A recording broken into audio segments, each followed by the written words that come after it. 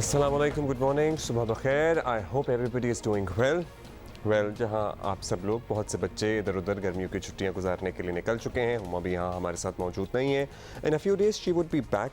बहुत सारी बातें हैं जिससे आजकल हमें डील करना पड़ता है, हम एज अ सोसाइटी। और एक बात जिससे हम सब डील करते हैं वो है झूठी खबरें, वो है फेक न्यूज़, वो है प्रोपेगेंडा।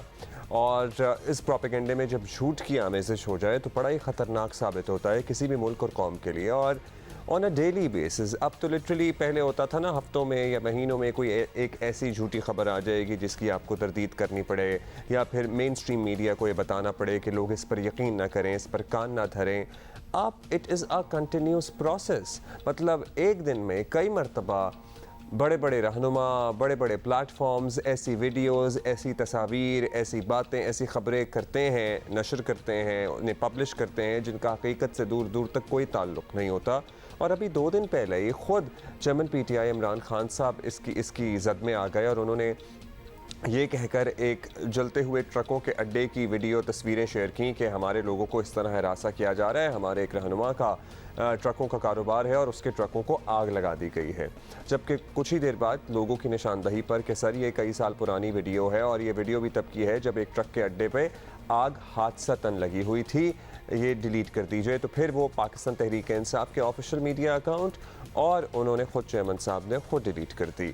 लेकिन ट्रेजेडी ये है कि जब तक सच अपनी जगह बनाता है तब तक झूठ आधी दुनिया का चक्कर लगाकर वापस आ जाता है। और लिटरली जब ये वाला झूठ जाता है कनाडा, अमेरिका, बरतानिया, तो वहीं रह जाता है और सच वहाँ पहुँच नहीं पाता है। इसके तदारुक के लिए क्या हिकमत अमली मुरतब की जाए, इसको किस तरह से कंट्रोल किया जाए, थोड़ी सी वैसे अगर हम कॉमन सेंस का इस्तेमाल करें, यूजुअली एक इंस्टेंस में, I am not talking about ले मैन, आम आदमी को शायद ना मालूम होता हो, लेकिन हमें तो एटलीस्ट मुझे तो एक विजुअल देख के पता लग जाता है, because now the quality of the camera has improved so much कि कई साल पुरानी वीडियो हो सकती है, सराउंडिंग्स से आपको पता लग जाता है। मतलब कितने ही वाक़यात हैं जिनका यहाँ तस्करा किया जा सकता है। जैसा कि अभी चंद दिन पहले सोशल मीडिया पर एक वीडियो वायरल हुई भी थी कि एक शख्स चलते ट्रक से उसके ऊपर चढ़ के बकरे चोरी कर रहा है और बकरों को इसी तरह सड़क पर फेंकता चला जा रहा है। बहुत लोगों ने उसको भी ट्वीट किया हुआ था कि देखिए किस तरह के हम लोग हैं। लेकिन बाद में पता लगा, इनफैक्ट उसी वक्त पता लग रहा था कि जो हाईवे है ना, there is always something questionable in the visual, जिसको आप आइडेंटिफाई कर सकते हैं कि ये हमारे यहाँ की लग नहीं रही है, क्योंकि लिटरली मुझे लगता है हर मुल्क की सड़क का रंग भी अलग होता है, वो भी आप पहचान सकते हैं। फिर बाद में पता लगा कि वो भारत की फुटेज है और गाड़ियों की नंबर प्लेट और साइन बोर्ड्स, एंड अब तो आप इमेज की ट्रैकिंग से भी पता कर सकते हैं कि किस तरह से कि वो कितना पुराना इमेज है। So yes, it is there, but वही बात यह है, मेरा ख्याल है कि अभी भी लोगों को मेन स्ट्रीम मीडिया और जो ऑथेंटिक न्यूज़ देने वाले इदारे हैं उन्हीं पर इक्तफा करना चाहिए, अदरवाइज़ तो कोई हाल ही नहीं है। मतलब जो लिटरली वो वाली बात हो गई है, जो मुंह में आया बस बोल दिया, जो जहन में आया घड़ दिया, जो दिल में आया उसका नक्शा खींच दिया। एनीहाउ, इस पे आपकी क्या राय है? आज जियो पाकिस्तान TV पे हमें लिख के ज़रूर बताइएगा। अभी ज़रा हम ओवरऑल मुल्क की सियासत की बात करेंगे, मईशत की बात भी करें कि एक और बड़ा इंपॉर्टेंट टॉपिक जो हमने डिस्कस करना है वो है सिंगल नेशनल करिकुलम। इस पे पिछले दौरे हुकूमत से पाकिस्तान तहरीक इंसाफ के इमरान खान साहब का ये आइडिया था, हमें इस पर ज़रा कुछ तहफ़्फ़ुज़ात थे, अब इसे मंजूर कर लिया गया है। फ़र्क सिर्फ इसमें यह है कि अब तमाम सूबे जो हैं वो ऑन बोर्ड हैं। पिछली मरतबा सूबों को भी एतराज़ था। हमने पिछली मरतबा इसलिए एतराज़ किया था कि एक तो मैं पर्सनली एक जैसे बच्चे जो है ना वो प्रोड्यूस करने के हक़ में नहीं हूँ, और दूसरा ये है कि वहाँ पे करिकुलम के डिसीजन से बात आगे बढ़कर डिक्टेशन तक आ गई थी कि ये वाली तस्वीरें होंगी और ये इस तरह लिखा जाएगा और ये वाला इस तरह बयान किया जाएगा। करिकुलम का मतलब होता है कि बस एक आउटलाइन दे दी जाए, उसके इर्द गिर्द आप अपना सिलेबस डिज़ाइन कर लें। That comes later in the show. अभी जो है हम आपको बताना ये चाहते हैं कि 9 मई के वाक़यात आपको पता ही है। उसके बाद तहरीक इंसाफ मुसलसल टूट फूट का शिकार है। तमाम सियासी और गैर सियासी ताकतों से जंग लड़ते हुए इमरान खान आज अपनी बका की जंग लड़ने पर मजबूर हो गए हैं, और अचानक बदलते हालात ने मुल्क के सबसे बड़े सूबे पंजाब में एक वाज़ेह खला भी पैदा कर दिया है। और दीगर जमातों की तरह नून लीग भी इस खला को पुर करने की कोशिश, बड़ा ट्रेजेडी वैसे कि नून लीग पंजाब में पैदा होने वाले खला को पुर करने की कोशिश करती नज़र आ रही है। At one point of time ये पाकिस्तान तहरीक इंसाफ को ही कर देना पड़ेगा कि नून लीग के लिए कोई बड़ा मार्का ही नहीं होता था पंजाब में पैदा होने वाला खलापुर करना। हमने देखा जिस तरह काफ लीग डिसमेंटल हुई और किस तरह सारे लोग नून लीग में आ गए, लेकिन अब situation is not the same because हालात आर नॉट द सेम। महंगाई है, लोग तंग है और जाहिर है कि मौजूदा हुकूमत की बुरी कारकर्दगी का प्राइमरी मलबा मुस्लिम लीग नून पर ही गिर रहा है। मरीम नवाज चंद दिनों से गैर मामूली तौर पर मुतहर्रिक भी हैं, सरगर्म भी हैं, लेकिन ये काफ़ी नहीं है। अब इत्तेहादी हुकूमत की ख़राब कारकर्दगी, रिकॉर्ड महंगाई, इस सारे का ब्लेम ज़्यादातर तो नून लीग पर ही है। तासुर ये भी है कि मियाँ साहब की वापसी ही नून लीग का जो थका मांदा घोड़ा है उसमें जान डाल सकती है और शायद यही वजह है कि लीगी रहनुमा कारकुनों को नवाज शरीफ साहब की वापसी की उम्मीद दिलाते रहते हैं। मरीम नवाज साहिबा ने फिर मियाँ साहब की जल्द वापसी का दावा किया। अपने 3 अधूरे अदवार में कोई मुद्दत पूरी नहीं करने दी गई। पहली मर्तबा 2.5 साल, दूसरी मर्तबा 3 साल और आखिरी मर्तबा आखिरी नहीं, इंशाअल्लाह दोबारा भी आएगा नवाज शरीफ। उधर हुकूमत ने कल सुप्रीम कोर्ट को ये बताकर हैरान कर दिया कि अदालत उस्मा के फैसले रिव्यू करने का कानून बन चुका। सदर आरिफ अलवी दस्तखत भी कर चुके हैं। ये कानून माजी के फैसलों पर भी लागू होगा। वज़ीर दाखिला राना सनाउल्लाह कहते हैं कि नवाज शरीफ की तायात नाअहली और पार्टी की सदारत से हटाने के खिलाफ नजरसानी दरख्वास्त दायर की जाएगी। इस पे साबिक अटॉर्नी जनरल और मुख्तलिफ वकला की एक अल्टरनेटिव राय भी है, लेकिन राना साहब का तो ये मौक़िफ़ है इस कानून का फ़ायदा बज़ाहिर नवाज शरीफ अब उठाएंगे नहीं उठाएंगे, उठाने की पोजीशन में हैं, क्योंकि जिस अल्टरनेटिव पॉइंट ऑफ व्यू की मैं बात कर रहा था वो ये था जिसमें कुछ सीनियर वकला भी शामिल हैं कि मियाँ नवाज शरीफ और जहांगीर तरीन इसका फ़ायदा इसलिए नहीं उठा सकते क्योंकि वो अपना रिव्यू का या अपील का हक़ पहले ही इस्तेमाल कर चुके हैं। सो उसमें किस तरह से गुंजाइश निकलेगी या और क्या रास्ता हो सकता है, that is yet to be seen. दूसरी तरफ मियाँ साहब की वापसी के लिए भी कोई बड़ी रुकावट अगर ये मामला हल हो गया तो मौजूद नहीं रहेगी और बट टाइम वुड टेल कि किस तरह ये सारा कुछ मैनेज होता है। इसी पे बात करते हैं माहिर कानून, सीनियर सहाफ़ी, तज्ज़ियाकार और मेज़बान मुनीब फ़ारूक हमारे साथ मौजूद हैं। Munib, thank you for being with us again this morning. सबसे पहले तो ज़रा आप क्योंकि लॉ एक्सपर्ट हैं तो हमें समझा दीजिए कि ये जजमेंट रिव्यू से मुताल्लिक जो नया कानून आ चुका है, क्या तब्दीली आएगी इससे अदालती मामलात के प्रोसीजर्स में? देखिए, सबसे पहले तो जो बुनियादी बात यह है कि इस कानून के तहत एक रिव्यू तो ऑलरेडी मौजूद है। सुप्रीम कोर्ट के फ़ैसले जो होते हैं उनके हवाले से रिव्यू फ़ाइल किया जा सकता है, लेकिन उसका स्कोप बड़ा लिमिटेड होता था। तो अब इसके अंदर ना सिर्फ क्वेश्चन ऑफ फैक्ट बल्कि क्वेश्चन ऑफ लॉ के ऊपर भी ये रिव्यू स्लैश अपील फ़ाइल की जा सकती है। रिव्यू के अंदर आमतौर पर यही होता है कि जिन जज साहिबान ने ओरिजिनल डिसीजन दिया होता है रिव्यू में भी वही बैठते हैं, लेकिन यहाँ पर जज साहिबान की तादाद बढ़ा दी गई है कि एक बड़ा बेंच सुनेगा बेसिकली। और इस एक्ट के नाफिजुल अमल होने के बाद अब से इससे पहले जितने भी मुकदमात मौजूद हैं जिनका रिव्यू फ़ाइल नहीं किया गया और जिनमें रिव्यू की ऑप्शन को एग्जॉस्ट नहीं किया गया, उनके अंदर रिव्यू फ़ाइल किया जा सकता है और 60 दिन के अंदर अंदर जिस दिन से ये एक्ट नाफिजुल अमल हुआ है, और फिर यकीनी तौर पर उन केसेस के अंदर बड़ा बेंच बनेगा और वो उन मामलात को दोबारा री एडजुडिकेट करेगा। फ़ैसला क्या आता है क्या नहीं आता, लेकिन उसका जो बुनियादी क्रक्स है वो मैंने आपके सामने बयान कर दिया। अच्छा, thank you for helping us understand that. अब ये बता दीजिएगा कि सदर मुमलिकत दस्तखत कर चुके हैं, इस मरतबा फ़ाइल नहीं दबी, कहीं फ़ाइलों के ढेर में कानून नाफिज हो चुका है, क्या अब भी सुप्रीम कोर्ट इसे मुस्तरद कर सकती है? देखिए, सुप्रीम कोर्ट के पास इख्तियार तो है। जैसे प्रैक्टिस एंड प्रोसीजर के हवाले से पहला कानून उन्होंने नाफिजुल अमल होने से रोक दिया, तो अब भी सुप्रीम कोर्ट के अंदर इसको चैलेंज भी किया जा सकता है, इसे स्ट्राइक डाउन भी इवेंचुअली किया जा सकता है, इसकी अमल दरामद को रोका भी जा सकता है। लेकिन जो ज़मीनी हालात हैं वो शायद मुझे लगता है कि उन्होंने इसके चांसेस कम कर दिए हैं। पहले हालात मुख्तलिफ थे, अब अगर ये दोबारा सुप्रीम कोर्ट की जानिब से किया जाता है तो इसका बड़ा बैकलैश आएगा और हुकूमत तो इस ज़हनी ज़हनी कैफियत के अंदर मुब्तला है पार्लियामान भी कि अगर इसको भी नाफिजुल अमल होने से रोका जाएगा, अगर इसका नफाज रोका जाएगा तो हुकूमत दोबारा री लेजिस्लेट करेगी और उसको कोई मुख्तलिफ नाम दे देगी, लेकिन उसका ताल्लुक इसी बात के साथ होगा। तो लॉ मेकिंग के ऊपर कोई कदगन नहीं लगाई जा सकती। इसी तरह अदालत का जो इस्तेकाक है उस पर को भी रोका नहीं जा सकता, लेकिन अदालत को कोई ना कोई वजूहात तो बयान करनी होगी। अगर इस कानून को भी अदालत इसकी अमल दरामद को मुअत्तल करती है या इवेंचुअली इसे कलअदम करार देती है तो बड़ी कोजेंट वजूहात अदालत के पास भी होनी चाहिए। अच्छा, आप वो बुनियादी सवाल जिस पे मुख्तलिफ आरा सामने आ रही हैं कि भाई मियाँ नवाज शरीफ और ये लोग जो हैं अपना पहले ही अपील का हक़ इस्तेमाल कर चुके हैं, इसलिए कैसे अब ये दोबारा इसमें फ़ायदा उठा सकते हैं, तो क्या बराह रास्त इस कानून साजी का जहांगीर तरीन साहब और मियाँ नवाज शरीफ साहब को एडवांटेज मिल सकता है?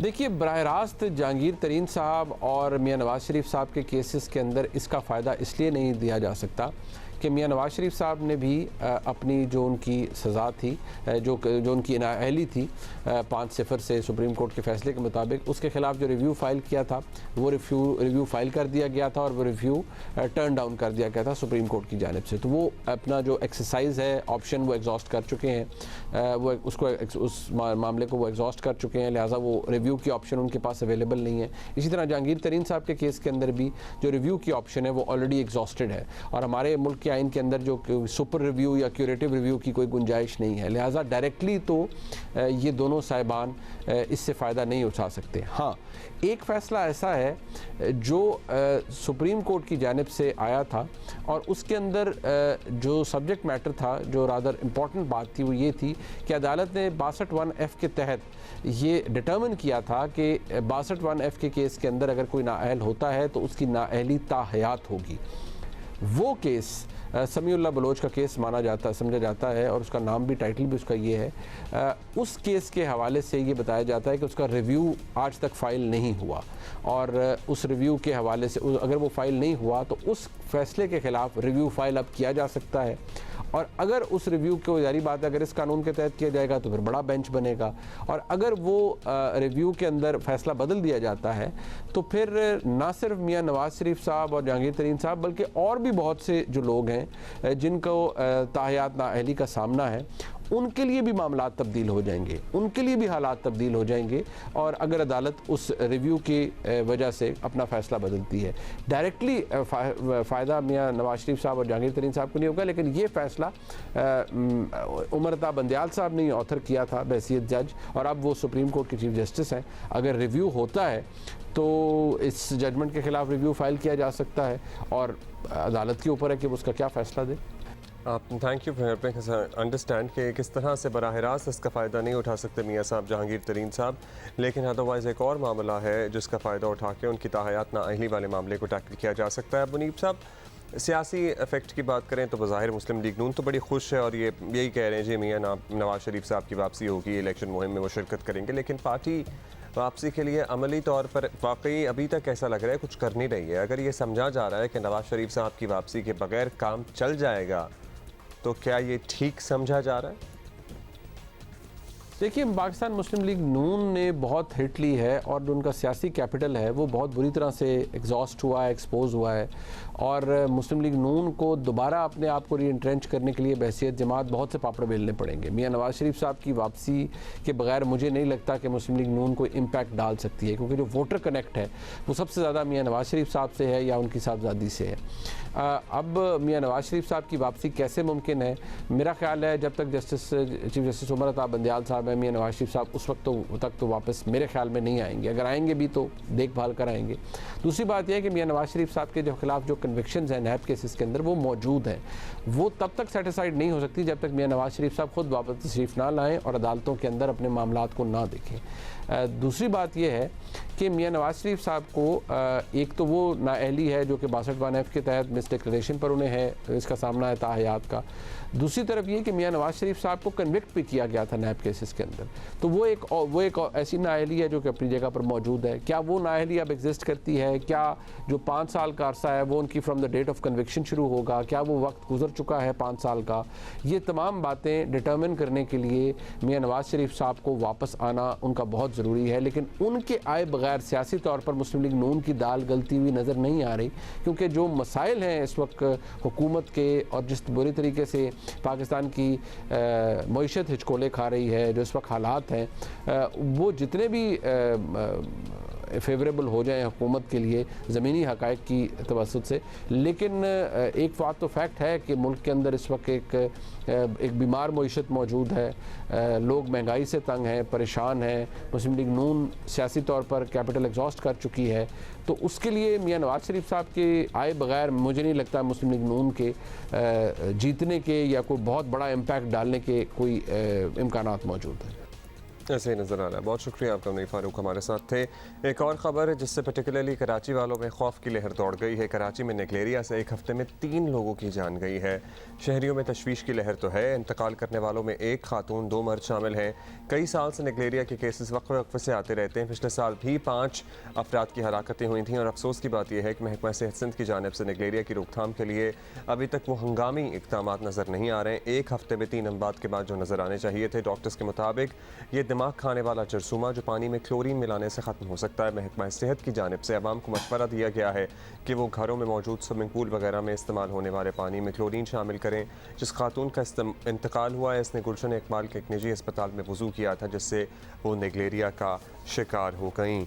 इसी पर बात करेंगे। वज़ीर सेहत सिंध डॉक्टर अज़रा फजल पेचो हमारे साथ मौजूद हैं। बहुत शुक्रिया डॉक्टर साहब, आपने वक्त दिया। डॉक्टर साहबा, बड़ा खौफ है, नेगलेरिया एक मरतबा फिर सर उठा रहा है। 3 अमवात हो गई हैं और टाइम फ्रेम बड़ा क्रिटिकल है। 1 हफ्ते में क्या किया है आप लोगों ने अब तक इसे कंट्रोल करने के लिए महकमा सेहत सिंध की जानिब से नेगलेरिया की रोकथाम के लिए?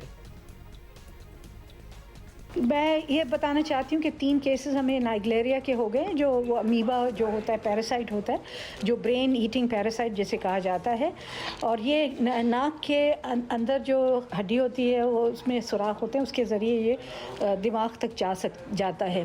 और नाक में पानी जो है अगर चला जाता है तो उससे उसके ज़रिए वो हड्डी के ज़रिए वो ऊपर जा सकता है। इस नाइग्लेरिया के लिए यही है कि क्लोरिनेशन करनी चाहिए पानी की, जिसमें क्लोरीन डालना है। हमने लोकल गवर्नमेंट वालों से कह दिया है, वो क्लोरीन जो एट सोर्स पानी है उसकी क्लोरिनेशन भी कर रहे हैं। हम हेल्थ डिपार्टमेंट टैबलेट्स डिस्ट्रीब्यूट करने जा रहा है कि क्लोरीन की टैबलेट्स जो हम टैंकर्स में डालें ताकि टैंकर्स भी हमारे क्लोरिनेटेड वो पानी दें। और क्लोरीन इस से ही है ये अमीबा मरता है पानी के अंदर। इस वजह से आपसे दरख्वास्त की जाती है कि जिस क्लोरिनेटेड स्विमिंग पूल्स जो जिसमें पानी क्लोरीन वाला न हो उसमें स्विमिंग ना करें। और जो नाले और जो इस तरह की चीज़ें होती हैं उसमें उसका पानी इस्तेमाल करते वक्त एहतियात रखें कि नाक में पानी ना जाए, या नहाते वक्त एहतियात रखें कि नाक में पानी ना जाए।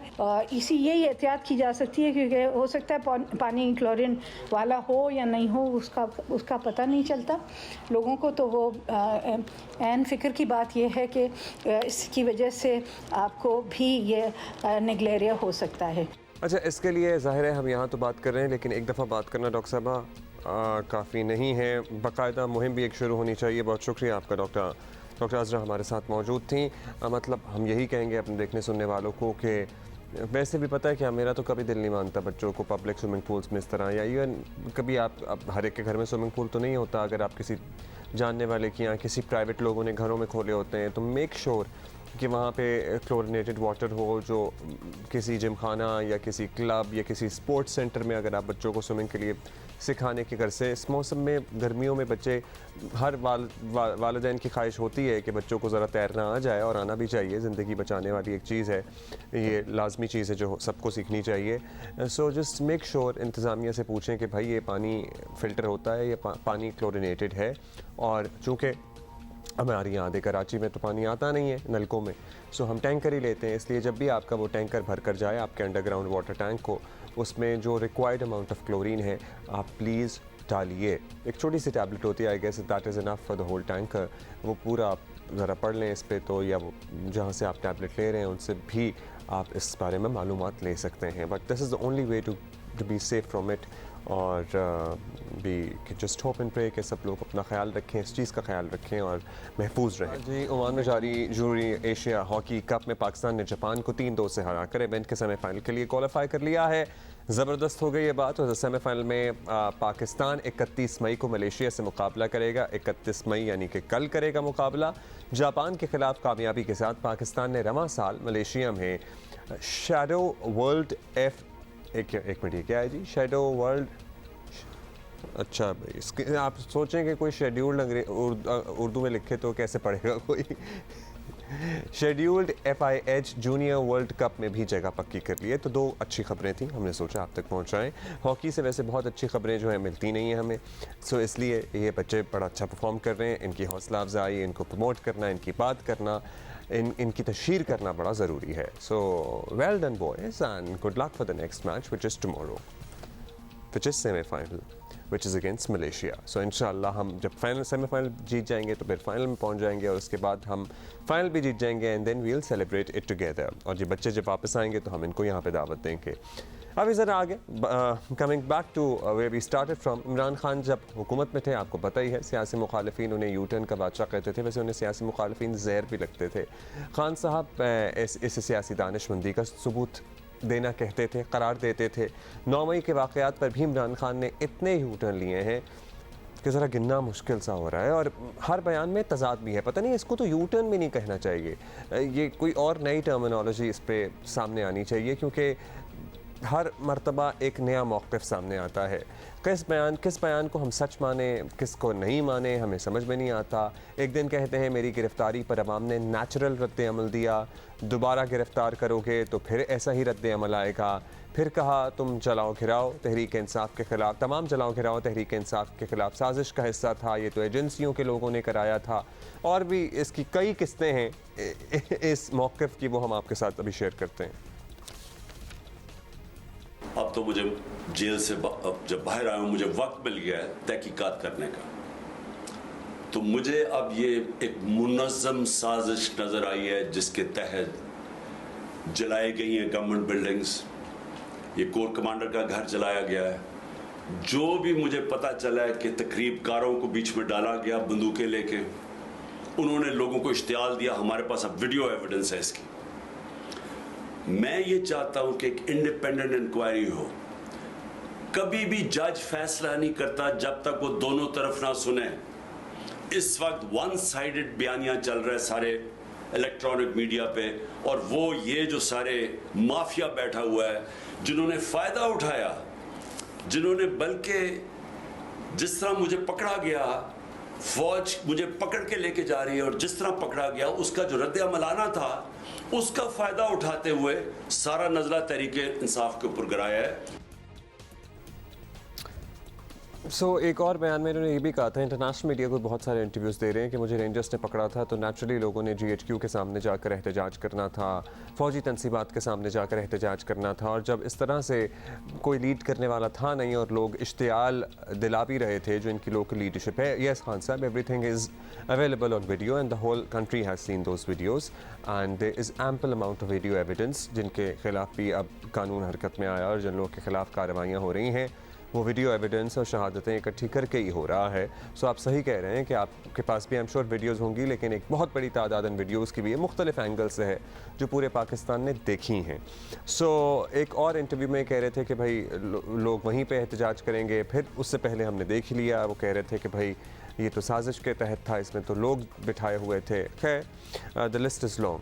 हुकूमत का मौक़िफ़ ये है कि 9 मई के वाक़यात बाकायदा मनसूबा बंदी से किए गए और ये मनसूबा बंदी पाकिस्तान तहरीक इंसाफ की लीडरशिप की तरफ से की गई थी। इमरान खान नियाज़ी साहब ने जो है वो प्रेस कॉन्फ्रेंस की और उसमें एक तो वो ये फरमा रहे थे कि जी मेरी गिरफ़्तारी के बाद जो कुछ हुआ उसका जो है वो मुझे तो कोई इल्म नहीं था। हालांकि ये जथेबंदी, ये दहशतगर्दी और ये सारी मनसूबाबंदी, ये जो जाली प्लस्तर टांग पे चढ़ा के ये बैठे रहे हैं पिछले 8 माह, उसमें बाकायदा एक एक दिन इस बात के सबूत मौजूद हैं जो कोर्ट ऑफ लॉ में पेश किए जाएंगे। इन्होंने बाकायदा ये मनसूबाबंदी बंदी की और ये टारगेट लोगों को सौंपे हुए थे कि आपने इस सूरत में कि मुझे गिरफ्तार किया जाए तो आपने जो है वो किस किस जगह पे जो है वो आपने अटैक करना है। इस मकसद के लिए बाकायदा लोगों को ट्रेनिंग्स दी गई पेट्रोल बम बनाने की। वो ले लें जो है वो आप देख लें, वो जीबी में भी वही हैं, पिंडी में भी वही बाकायदा जो है वो एक ही जगह से बनवा के उसके बाद लोगों में तकसीम की गई। तो ये सारी जो दहशतगर्दी हुई है, जो जथाबंदी हुई है, ये इस फितने ने एक मनसूबाबंदी के तहत करवाई है। अच्छा जी, ये है सूरत हाल। और जिस इंटरव्यू का हम जिक्र कर रहे थे ना, जिस बयानिए का, वो इमरान खान साहब पहले तो ज़रा किनारा कशी से इख्तियार कर रहे थे, इनिशियली बिल्कुल नहीं कर रहे थे। अब दोबारा से कह रहे हैं कि भाई गलत क्या था लोगों के इन अमलाक के सामने जाकर ज़रा नारेबाजी करने में, एहतजाज करने में, और फिर वो एहतजाज आउट ऑफ कंट्रोल ही हो गया, आपको पता ही है। सो क्या मौक़िफ़ है उनका, सुन लीजिए। उनका हक है, आइन उनको हक देता है पुरअमन एहतजाज करने का, जिधर भी कर सकती हैं। अगर उन्होंने मुझे देखा, हमारे लोगों ने देखा कि मुझे गैर कानूनी तरीके से अगवा करके लेके जा रही है रेंजर्स, जो पाकिस्तानी फौज है, और लोगों को डंडे मारे, मुझे मारा, जिस तरह मुझे लेके जा रहे थे, तो क्या उनका हक पुरअमन एहतजाज करने का नहीं था? और उन्होंने किधर एहतजाज करना था? GHQ के सामने करना था, जो भी आर्मी जिधर होगी उधर ही करना था, कंटोनमेंट में करना था, और किधर जाके वो एहतजाज करते। अभी अहम पेशरफ्त ये है कि 9 मई को जिन्ना हाउस और अस्करी टावर में जलाओ गिराव के केस में JIT ने तहकीकात का आगाज़ कर दिया है और इमरान खान को आज 4 बजे तलब किया है किला गुज्जर सिंह लाहौर में। और देखते हैं खान साहब अब तहकीकाती टीम के सामने पेश होते हैं, ताउन करते हैं, नहीं करते हैं। यहीं से अंदाज़ा हो जाएगा कि वो अपने मौक़िफ़ पे कितने डटे हुए हैं। जब तक इमरान खान वाज़े पोजीशन नहीं लेंगे, सर्टनली पार्टी का मुस्तकबिल भी गैर यकीनी का ही शिकार रहेगा। और इसी पे ज़रा हम बात कर लेते हैं। सीनियर तज्ज़ियाकार अतर काज़मी साहब हमारे साथ मौजूद हैं। बहुत शुक्रिया अतर साहब। अतर साहब बताइएगा, खान साहब ने पहले कहा कि 9 मई को अस्करी तनसीबात पर जाने वाले लोग हमारे नहीं थे, एजेंसियों के लोग थे, पर फिर अभी इतवार को कह रहे थे कि हमारे ही लोग थे, एहतजाज करना उनका हक था, उन्होंने GHQ ही जाना था क्योंकि मुझे तो फ़ौज पकड़ के लेके गई थी। तो सर ये हमें ही कन्फ्यूजन लग रही है, आई एम श्योर आप इसे क्लियर कर सकेंगे। देखिए, पहली तो बात यह कि जहां तक 9 मई का ताल्लुक है, वो काबिल मुजम्मत के साथ साथ सिर्फ मुजम्मत तक हमें नहीं रुकना चाहिए। जो लोग इसमें मुलविस हैं, कानून के मुताबिक उनके साथ सलूक होना चाहिए, कानून के मुताबिक उनको उनके साथ डील किया जाना चाहिए। अब बात यह है कि इमरान खान साहब क्या कह रहे हैं। आज तो वैसे गुज़िश्ता रोज उनकी जमात के 9 सेनेटर्स ने उसकी तनकीद भी की उसके ऊपर के 9 मई के जो वाक़यात हुए, और एक तरह से उसके ऊपर माजरत भी की। खान साहब ने जो ये कहा है कि उनका ये कहना है कि वहां पे जाके पुरअमन एहतजाज जो है वो हमारा राइट है, जो जलाओ घिराओ है वो हमने नहीं किया, वो ये कह रहे हैं। और उन्होंने कहा कि रेंजर्स ने जिस तरीके से मुझे गिरफ्तार किया, मुझे धक्के देते हुए लेके गए, तो लोगों के अंदर एक रिएक्शन आया। लेकिन देखें, कोई भी चीज इस चीज को जस्टिफाई नहीं कर सकती जो 9 मई को हुआ। आपने अगर सियासत करनी है, पुरअमन एहतजाज करना है, तो आपने GHQ के सामने जाके क्यों करना है? आप कहीं और पे भी बैठ के कर सकते हैं। इसलिए कि एस्टेब्लिशमेंट पे तो आप वैसे भी तनकीद कर रहे हैं, दूसरी जगहों पे भी बैठ के कर रहे हैं। GHQ के अंदर तो वो लोग नहीं बैठे हुए ना जिन्होंने आपको गिरफ्तार किया। आपका मुकाबला है सियासी हुकूमत के साथ। तो मेरे ख्याल में ये बड़ी हमारी बदकिस्मती है कि जो ही हमारी सियासत जो है वो एक तरह से हमें नाकाम होती हुई नजर आती है, तो हम अपनी तोपों का रुख इदारों की तरफ कर देते हैं। यही चीज हमने देखा कि 3 बरस PDM वाले करते रहे। मियां साहब वहां से बैठ के हमारे अफसरान के नाम लेते रहे, इदारों को टारगेट करते रहे। और अब खान साहब ने ये कहा है, लेकिन समझने की चीज इनके लिए ये है कि आपका मुकाबला PDM की हुकूमत के साथ है, पीपल्स पार्टी के साथ है, और PDM वालों का मुकाबला खान साहब के साथ है। खुदारा अपनी बहस को सियासी मैदान में रखें, इदारों की तरफ मत लेके जाएं। बस मसला यहाँ हो गया ना अतर साहब कि वो नाम तो सभी लेते हैं, नाम तो खान साहब भी कई हफ्तों से ले ही रहे थे, कई महीनों से ले ही रहे थे। बस वो जब जलाओ गिराओ और तोड़ फोड़ और सरकारी अमलाक और अस्करी तनसीबात को राख कर दिया, तो वहाँ से ज़रा मामला बिगड़ा ना। अब जो हुआ खैर वो तो हुआ, आपको पता ही है। उसके बाद तहरीक इंसाफ के ख़िलाफ़ एक क्रैकडाउन तो हो ही रहा है। खान साहब ये मामला हाईलाइट करना भी चाहते हैं, लेकिन इस सिलसिले में वो एक से ज़्यादा मरतबा गलत वीडियोस या जाली ख़बरें भी शेयर कर चुके हैं। मतलब कई साल पुराने वाक़यात होते हैं जिसे हालिया बताकर वो बाकायदा ट्वीट करते रहे हैं। अब इस तरह सर वो अपना केस मजबूत कर रहे हैं या ख़राब कर रहे हैं? आपको लगता है कि जितनी देर में उनकी ट्वीट डिलीट होती है, मतलब कई लोग सच मान ही चुके होते हैं उस वक्त तक उसको?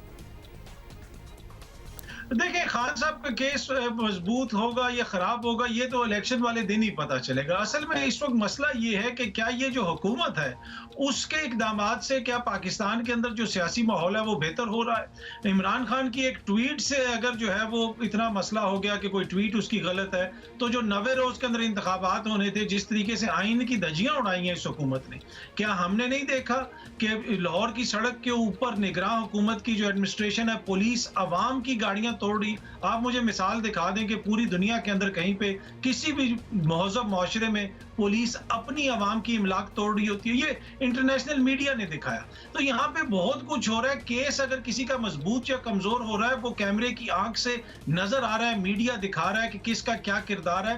बाकी बात वही है कि खान साहब ने हो या दीगर जमातें हो, जब तक ये सियासी मसला है इसको सियासी तरीके से हल नहीं करेंगे, ट्वीट्स करने से या गलत वीडियो अपलोड करने से, उससे ये मसाइल हल नहीं होने वाले। अच्छा, अब लास्टली अतर साहब, इमरान खान साहब की मुज़ाकरात की ऑफ़र बल्कि अपील पर नज़र आ रहा है कि हुकूमत मुज़ाकरात नहीं चाहती है। अब आपको क्या लगता है ये मामला हुकूमत के लिए नुकसानदेह साबित हो सकता है आगे चलकर? अब अगर मुज़ाकरात की पेशकश की ही जा रही है, बारहा अपील की जा रही है, तो इंगेज करना चाहिए। देखिए, हुकूमत का रवैया तो पहले दिन से ही ऐसा है कि वो कहते तो हैं कि जी हम मुज़ाकरात करेंगे, लेकिन क्या वो इलेक्शंस करवाने के लिए हमें कोई मुज़ाकरात की जरूरत है? ये देखें ना, अवाम के शऊर की कैसे तौहीन की जा रही है कि जैसे पाकिस्तान कोई बनाना रिपब्लिक है, कोई मुज़ाकरात होंगे तो उनके नतीजे में कोई चीजें सेटल होंगी। नहीं, हमारे पास आइन है, आइन में लिखा हुआ है कि 90 रोज में इलेक्शंस करवाने। इस वक्त ये हुकूमत चीजों को उस नहज पे लेके आ गई है कि जहां पे एतजाज एहसन लाइव टीवी में रो रहे हैं, लतीफ खोसा साहब को आप सुन लें। क्या हुकूमत की नजर में राजा रियाज साहब जैसा शख्स ऑपोजिशन लीडर बने तो ये पार्लियामेंट मजबूत हो गई है? हर जगह पे इसी किस्म का माहौल हो। जो निगरान हुकूमत है उनके बयानात से, उनके तर्ज अमल से वो आपको निगरान हुकूमत लगती है? तो क्या हम पाकिस्तान के 25 करोड़ लोगों को भेड़ बकरियां समझते हैं कि हम कहेंगे कि जी मुज़ाकरात हो रहे हैं तो ये मुज़ाकरात करेगा तो वो करेगा, चीजें हल होंगी? नहीं, हमारे पास एक आइन मौजूद है, चाहे खान साहब हो या हुकूमत वाले हो, इस मुल्क पे रहम करें, आइन और कानून के मुताबिक चीजों को चलाएं।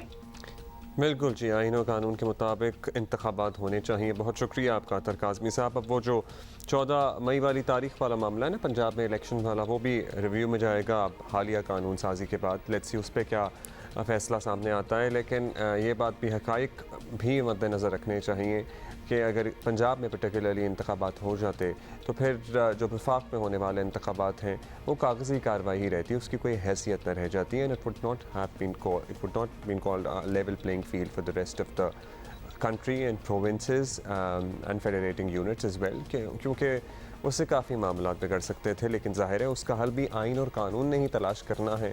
सो यस, अगर आइन में लिखा हुआ है कि 90 रोज़ में इंतखाबात होने हैं और ये हकीकत भी दूसरी तरफ हमारे सामने है, तो आइन और कानून ही इसका कोई हल तलाश करे। इससे मावरा तो कोई भी इक़दाम होना नहीं चाहिए। सो यस,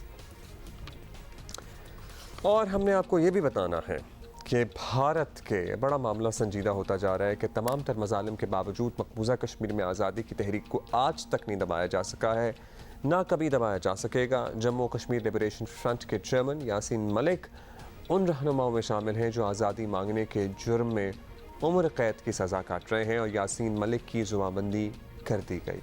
बीवी बच्चों से मिलने नहीं दिया गया था, मगर भारत की कश्मीर दुश्मनी इस हद को जा पहुंची है कि भारतीयों को यासीन मलिक का सांस लेना भी गवारा नहीं है। भारतीय हुकूमत की दरख्वास्त पर दिल्ली हाई कोर्ट ने यासीन मलिक की उम्र कैद की सज़ा को सज़ाए मौत में बदलने के लिए कार्रवाई का आगाज़ कर दिया है और कल समाअत के दौरान भारतीय हुकूमत ने अपना मौक़िफ़ पेश भी कर दिया। ऑलरेडी अदालत ने यासीन मलिक को जवाब देने के लिए नोटिस जारी कर दिए हैं। अब अफसोस की बात यह है कि सज़ाए मौत के ख़िलाफ़ आवाज़ें उठाने वाली आलमी तंजीमें जो हैं वो एक सियासी कैदी को सज़ाए मौत दिलाने की भारतीय कोशिशों पर अभी तक खामोश हैं। जो ह्यूमन राइट्स तंजीमें हैं उनकी तरफ से कोई वाज़ेह मौक़िफ़ सामने नहीं आया है, लेकिन हम इस मामले को उठाते रहेंगे और हम इस मामले को उस वक्त तक उठाते रहेंगे जब तक ये तंजीमें जो इस किस्म के मामलात पे अपना मौक़िफ़ बड़ा दो टोक अंदाज में पेश करती रही हैं, पहले उन्हें होश आए, वो ख्वाब गफलत से जागें और वो देखें कि किस तरह से एक सियासी कैदी की उम्र कैद को सज़ाए मौत में तब्दील कराने के लिए हुकूमती सतह पर, भारतीय सरकार की सतह पर साजिश की जा रही है। इनफैक्ट साजिश क्या है, अब तो ये सबके सामने है। बाकायदा इन कोशिशों का आगाज़ कर दिया गया है। मतलब उम्र कैद में एक इंसान है, वो भी उन्हें कबूल नहीं है। वो चाहते हैं कि ये इस दुनिया में ही ना रहे। आप ये पता है खौफ कितना तारी है किसी के ऊपर, ये उसकी अक्कासी भी करता है मामला कि एक इंसान को आपने दुनिया से अलग करके, अपनी फैमिली से अलग करके, मजालिम ढाकर कैद कर दिया, उसका सारा कनेक्शन दुनिया के साथ काट दिया। लेकिन आप इतने डरपोक हैं कि आपको अभी भी धड़का है कि जब तक ये ज़िंदा है आपके जो मज़मूम मकासद हैं उसमें इसका वजूद दीवार बनेगा। सो अब इस कोशिश का आगाज़ कर दिया गया है कि इस सिलसिले में कार्रवाई को आगे बढ़ाया जाए कि ये जो सज़ाए उम्र कैद की सज़ाए इसे सज़ाए मौत में तब्दील किया जाए। हम इस मामले को उठाते रहेंगे, हाईलाइट करते रहेंगे जब तक आलमी तंजीमें जो इन मामलात पे अपना मौक़िफ़ देती हैं और प्रेशर बिल्ड कर सकती हैं उनकी तरफ से कोई मौक़िफ़ सामने ना आए। एक बड़ा मामला जिसको मैंने शुरू में डिस्कस किया था कि आज हम इस पर तफसील से बात करेंगे। सिंगल नेशनल करिकुलम के लिए इत्तफ़ाक़ हो गया है, तमाम सूबों की तरफ से रज़ामंदी का इजहार कर दिया गया है। पाकिस्तान तहरीक इंसाफ का ये इनिशिएटिव था जिन्होंने कोशिश की उस वक्त, लेकिन सूबों को एतराज़ था और सूबे इस मामले पे एक पेज पर नहीं थे। अब एक बड़ी अचीवमेंट तो ये है कि सूबे फाइनली एक पेज पर आ गए हैं। क्यों आए हैं, कैसे आए हैं, ये बड़ा इम्पॉर्टेंट है और इसकी हम तफसील में भी जाएंगे। मेरी ज़ाती राय तो ये है कि हम why do we need photo copies of each other, मतलब एक डाइवर्सिटी, एक वैरायटी तो होनी ही चाहिए। और एक एतराज़ ये भी था कि करिकुलम डिज़ाइनिंग है कि आपने एक आउटलाइन फराहम कर दी, उसके तहत जो भी अपना सिलेबस जिस तरीके से भी डिज़ाइन करना चाहे उसको वो लिबर्टी हासिल होनी चाहिए। लेकिन पिछले दौरे हुकूमत में हमने देखा कि वो आउटलाइन डिज़ाइन करने से कई हाथ आगे जाकर क्या इमेज छप सकता है, क्या नहीं छप सकता है, क्या लिखा जा सकता है, क्या मिटाया जा सकता है, यहाँ तक बात आ गई थी। हालांकि करिकुलम डिज़ाइनिंग ये नहीं होती है, आगे ये सिलेबस की टेक्निकलिटीज़ होती हैं जिसमें ये तमाम मामला पड़ गया था। सो हम इसका ज़रा ओवरऑल व्यू देते हैं आपको। 2020 में तहरीक इंसाफ के दौर हुकूमत के उरूज के दिनों में उस वक्त के वज़ीर आज़म ने एक अपनी तरफ से इनकलाबी प्रोग्राम का ऐलान किया मुल्क भर में नाफिज करने के लिए। यकसा तालीमी निसाब या सिंगल नेशनल करिकुलम की तैयारी की। बज़ाहिर बड़ा अच्छा प्रोजेक्ट हो सकता था, लेकिन तालीम का निज़ाम और इसके माशूती असरात समझने वाले पहले दिन से ही समझ गए थे कि यह काबिल अमल नहीं है। बुनियादी वजह यह थी कि हुकूमत जिस तरह का निज़ाम बनाना चाहती थी वो सवालात पूछने वाले जहनों की हौसला शिकनी करने के मुतरादिफ था। और ये हमें तब भी एतराज़ था कि why do we need separate photo copies of each other. हम जो निज़ाम बनाने की कोशिश की जा रही है उसमें जो बच्चा सवाल करने की जुर्रत रखता है उसको भी दबाया जा रहा है। समाजी हलकों, असातिज़ा और माहिरीन के एतराज़ात के बावजूद इस पर काम शुरू हुआ। तारीख़ दानों ने कंटेंट पर एतराज़ उठाया, साइंसदान कुछ चीज़ें देखकर हक्का बक्का रह गए, स्कूलों ने गुजारिशात पेश की, अक़लियती नुमाइंदों को तहफ़्फ़ुज़ात थे, ख़वातीन के हकूक़ के लिए काम करने वाले परेशान थे, लेकिन काम चलता रहा। और एक्चुअली डिजिटल सोशल मीडिया का जिस तरह PTI इस्तेमाल करती है, इस्तेमाल करते हुए इस सारे क्रिटिसिज्म को कहा गया कि असल में तो ये प्रोपेगेंडा है जो किया जा रहा है इस अच्छे इक़दाम के ख़िलाफ़। So instead of taking it as criticism, ये बना दिया गया नैरेटिव कि ये तो प्रोपेगेंडा हो रहा है, जिस तरह हर चीज़ को प्रोपेगेंडा कह देते हैं ना अपने खिलाफ। 2021 में वज़ीर तालीम शफ़क़त महमूद, जिनका कोई अता पता नहीं है बाय द वे को वो कहाँ हैं, उन्होंने कुछ माहिरीन को कमेटी में शामिल करके इनपुट लिया। बिलाखिर नज़र आया कि हुकूमत कुछ बेहतर करना चाहती है, फिर हुकूमत चली गई और लेट्स सी क्या हुआ। सबको लगा शायद किस्सा तमाम हुआ, लेकिन कहानी अभी बाकी है। सियासी हंगामों और मौशी मसाइल में फंसे आवाम को ख़बर न थी कि यकसा तालीमी निसाब वाला प्रोजेक्ट अभी भी चल रहा है और अब बात यहाँ तक पहुँच चुकी है कि सूबों ने भी इस पे ओके दे दिया है और यकसा निसाब मुल्क भर में राइज होने जा रहा है। इत्तलात यही है कि माहिरीन की तजावीज़ को अब भी ज़्यादा सीरियस नहीं लिया गया, कॉन्टेंट में कोई बड़ी तब्दीली नहीं की गई है जिस पे उस वक्त भी एतराज़ था। और अगर ऐसा है तो बड़ी मायूस कुन बात है, और जब हम तब एतराज़ करते थे तो अब भी एतराज़ करेंगे। डॉक्टर आयशा रज़ाक हमारे साथ मौजूद हैं जो लेटर ऑन इस प्रोजेक्ट के साथ एसोसिएट हुई, और हम इनको तब भी सहमत देते थे कि ये ठीक है, इसको कैसे ठीक किया जा सकता है नहीं। अब भी हमने इन्हें दावत दी है। डॉक्टर आयशा शुक्रिया। सबसे पहले तो हम ये आपसे क्लैरिटी चाहते हैं कि तब सूबे भी ऑन बोर्ड नहीं आते थे, अब अचानक से ऐसी क्या तब्दीली आई है कि तमाम सूबे मुत्तफ़िक हो गए कि हाँ जी ये सिंगल नेशनल करिकुलम पे हमें कोई एतराज़ नहीं है?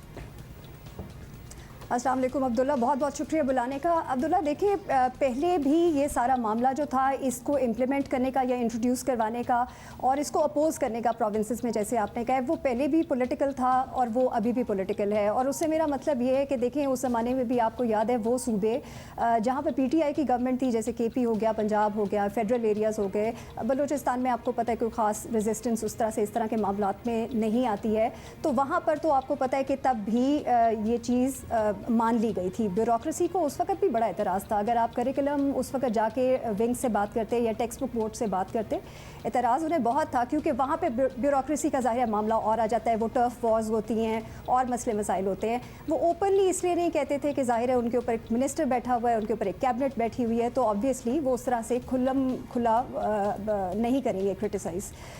लेकिन ज़ाहिर है आपकी कैबिनेट अप्रूवल हो गई थी करिकुलम की, बाकायदा ख़त जारी हो गए थे आपके डिपार्टमेंट्स को या डायरेक्टरेट्स को कि ये करना है, इसमें कोई गुंजाइश नहीं है, आपने करना है। तो ये पहले भी पॉलिटिकल मामला था। सिंध ने ऑब्वियसली, आपको पता है, वहाँ अपोजिशन थी, वो नहीं माने थे इस बात पे। और अब वजह क्या है कि ये लोग मान गए हैं, अगेन इट्स पॉलिटिकल, कहीं पर ऑपोजिशन नहीं है। सो बेसिकली PDM हर जगह आपको पता है अब तो मौजूद है। पंजाब में जो PTI ये डिसॉल्व होने से पहले मौजूद थी, इसका वो भी ज़ाहिर है कंटेंट वो से हुकूमत क्या की पढ़ाया चली जाना गई है बच्चों को, इससे कोई ताल्लुक नहीं है सिरे से इस अप्रूवल का। नहीं, इससे नहीं, ये बिल्कुल नहीं, एज अ पॉलिसी इसका कोई ताल्लुक नहीं है। वो बहरहाल किताबें रिवाइज़ होती हैं, करिकुलम रिवाइज़ होते हैं, वो एक टेक्निकल प्रोसेस होता है, वो इनको ज़्यादा फ्रीक्वेंटली करना चाहिए, करते ये नहीं हैं। ये भी कोई 10-12 साल के बाद हुआ है ये वाला प्रोसेस जो हुआ है। तो ये तो एक नॉर्मल रूटीन की चीज़ है कि आपने पब्लिक स्कूल की किताबें या प्राइवेट स्कूल की किताबें जैसे जैसे नॉलेज में चेंज होती है आपने चेंज करनी है। बट एज अ पॉलिसी ये दिस वॉज पोलिटिकल बिफोर।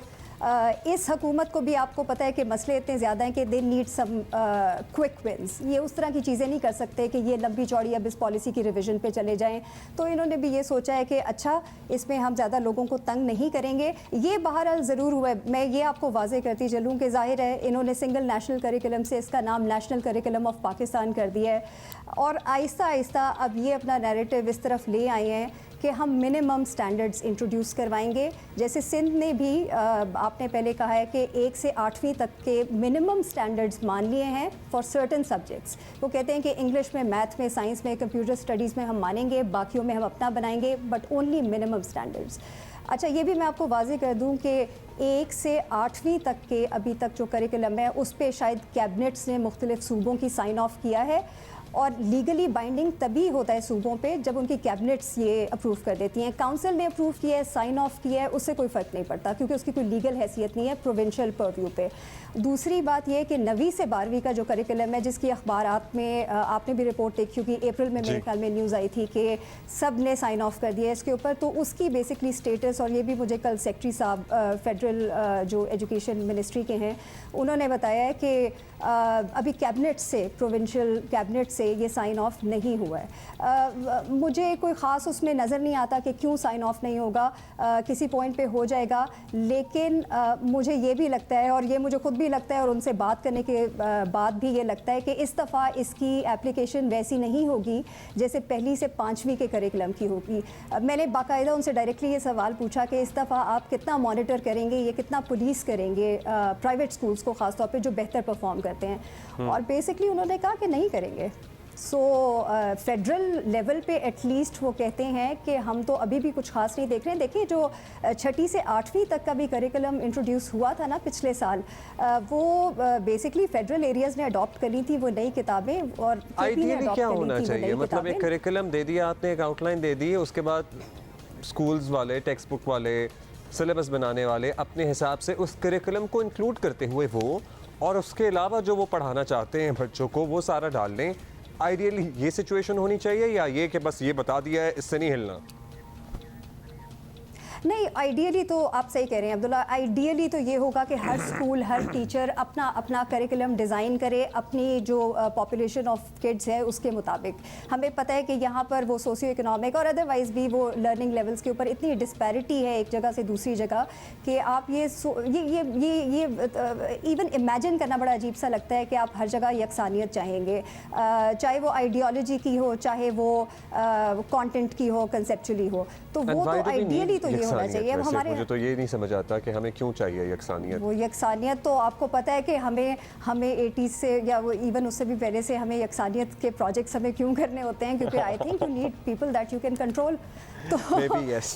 लेकिन और वो बात अभी भी ट्रू है, वो बात अभी भी ट्रू है। वो देखिए कभी कोई एडमिट नहीं करेगा, लेकिन हमें पता है कि आइडियोलॉजी आपने एक पहुंचानी है बच्चों तक थ्रू। हम एक जैसे जहन तश्कील देना चाहते हैं, विच इज़ द ट्रेजेडी, जो लिटरली इंटेलेक्चुअल मौत हो सकती है किसी भी कौम की इस तरह के माहौल में।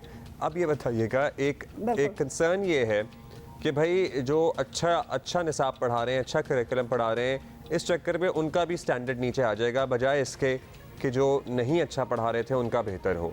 तो आपको क्या लगता है, इसकी फ्लिप साइड भी हो सकती है कि जो सरकारी स्कूल हैं, ये नेशनल करिकुलम इतना अच्छा बने कि उनका स्टैंडर्ड भी ऊपर आ जाए? So what do you think, क्या हो सकता है? हाँ अब्दुल्ला, बिल्कुल। देखिए पहले जो आपको याद होगा कि जब क्रिटिसिज्म भी हम जैसे लोग कर रहे थे, तो हम ये कह रहे थे कि देखिए आपने कम्पीट करना है तो आप जो बेहतर परफॉर्म कर रहे हैं रिलेटिवली उसको पुल डाउन क्यों करना चाहते हैं? आप अपने स्कूलों को ऊपर ले जाएं, वो तो सबको अच्छा लगेगा। बल्कि इनफैक्ट जो इतनी भारी फीसें पे कर रहे हैं वो भी निकाल के अपने बच्चों को पब्लिक स्कूल में ले आएंगे। तो आप ये क्यों नहीं करते? तो ये जाहिर है नहीं हुआ, होना यही चाहिए था। लेकिन अब जो मैं आपको ये कह रही हूँ ना कि अब ये इतनी पुलिसिंग नहीं कर रहे प्राइवेट स्कूलों की, तो ये इनके लिए मौका है कि ये शो करें कि अगर अपने पब्लिक स्कूलों के अंदर अपने करिकुलम को रिवाइज़ करके और अपनी किताबों को रिवाइज़ करके, अव्वल तो देखें किताबों को रिवाइज़ करने से हमें पता है कोई ख़ास फ़र्क नहीं पड़ता। कल अगेन मैं दोबारा उस कॉन्वर्सेशन को रेफ़र कर रही हूँ जब मैंने सेक्रेटरी साहब से ये सवाल किया, क्वालिटी पे क्या फ़र्क पड़ेगा? आपको लगता है क्वालिटी चेंज होगी? तो मुझे कहते हैं कि मैंने अभी ये 9वीं से 12वीं तक का जो करिकुलम है, मिनिमम स्टैंडर्ड्स बन गए हैं, मैंने अभी तक नोटिफाई नहीं किए। और नोटिफाई ना करने का मेरा एक रीज़न ये है कि हमारे ऊपर पिछली दफ़ा चलें कंपेयर कर लेते हैं, ज़रा आसान अल्फाज में समझाएं, शायद अब आपको नहीं समझ आ रहा होगा ये नोटिफिकेशन ना नोटिफिकेशन से क्या फ़र्क पड़ेगा। ये बताइएगा नहीं, कहने का मतलब ये है कि एक सवाल साथ में ले लें आयशा जी। जी प्लीज़ कंटिन्यू कर लें, आप पहले बताएं। अच्छा, उसमें सिर्फ मैं ये बता, नोटिफिकेशन का मतलब ये है कि वो ये कह रहे हैं कि मैं ये इंश्योर करना चाह रहा हूँ, एटलीस्ट वो कह ये रहे हैं कि हमारे पास कोई इम्प्लीमेंटेशन की स्ट्रैटेजी हो। टीचर ट्रेनिंग नहीं है फॉर इंस्टेंस अभी तक, जो हम शुरू से बात कर रहे थे कि पहली से 5वीं या छठी से 8वीं कैसे करेंगे आप कोई नया काम अगर टीचर्स को आपने ट्रेन ही नहीं किया।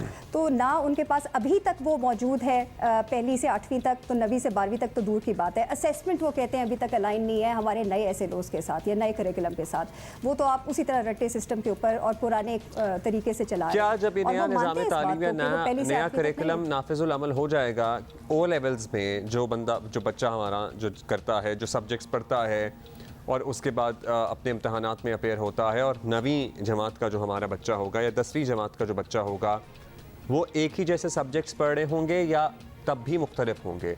क्योंकि अल्टीमेटली अगर उसने ओ लेवल के बाद A लेवल नहीं करना तो उसको उसी कॉलेज में जाना है जिसने मैट्रिक करने वाले ने जाना है, या फिर अगर उसे A लेवल भी करना है तो वो FA FSC वाले को एक ही यूनिवर्सिटी में पढ़ना है जो A लेवल करके आया है। सो हम जो मैट्रिक वाले होते थे, हम अपने आप को हमेशा कमतर ही समझते थे OA लेवल वालों से। सो क्या मैट्रिक वालों का स्टैंडर्ड इम्प्रूव होगा? मुझे ऐसी कोई चीज़ होती हुई नज़र नहीं आ रही। जैसे मैंने आपको तो फिर मकसद क्या है इस बात थोड़ी का? बहुत रिवाइज हो जाएंगी, मकसद कुछ भी नहीं। देखिए आपको अब्दुल्ला, उसके लिए ना आपको ये समझना पड़ेगा कि ये ब्यूरोक्रेसी या पॉलिटिकल सिस्टम्स काम कैसे करते हैं। एक मोमेंटम बना हुआ है, लोग एक तरीके से काम करने के आदी हैं। एक काम 2-4 साल पहले शुरू हुआ था, अनलेस कि उसको कोई धक्का लगा के रोकेगा नहीं, ये काम वो अपनी रूटीन में चलाते रहेंगे। ये रूटीन के काम है उनके लिए। नहीं, मुझे ऐसी कोई चीज़ नज़र नहीं आती इम्प्लीमेंटेशन के हवाले से जिससे मैं ये कहूँ कि पब्लिक स्कूल का बच्चा अब बेहतर परफॉर्म करने लग पड़ेगा।